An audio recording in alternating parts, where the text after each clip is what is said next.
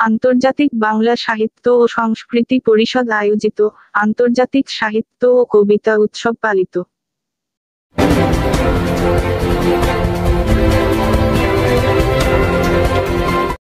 22শে April সোমবার ঠিক বিকেল 5টায় রবীন্দ্র সদনের জীবনানন্দ সভাঘরে সুনীল চক্রবর্তীর উদ্যোগে এবং আরামবাগ আন্তর্জাতিক বাংলা সাহিত্য সংস্কৃতি পরিষদ আয়োজিত আন্তর্জাতিক সাহিত্য প্রকাশনা ও কবিতা উৎসব 2024 অনুষ্ঠিত হল।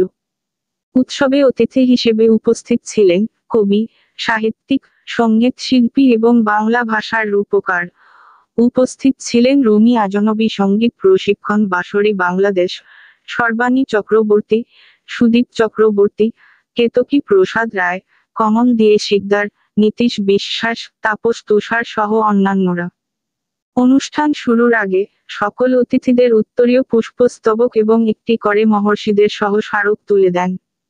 আজকের অনুষ্ঠানে কয়েকটি বইয়ের শুভ সূচনা করলেন, আর সাথে যে সকল কবি ও শিল্পীরা জীবনানন্দ ঘরকে কবিতায় ও গানে ভরিয়ে তুলেছিলেন, তাহাদের হাতেও এই মহাপুরুষদের স্মারক তুলে সম্মানিত করেন।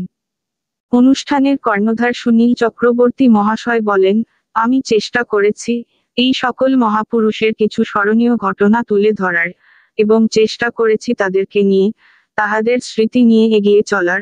আর একটা কথা বলবো, যাহাদের সহযোগিতা ছাড়া এরকম অনুষ্ঠান করা সম্ভব নয়, তাহারা হলেন উপস্থিত যে সকল কবি, শিল্পী ও সাহিত্যিকরা সহযোগিতার হাত বাড়িয়ে দিয়েছেন। শম্পা দাস ও সমরেশ রায়, CNTV, কলকাতা।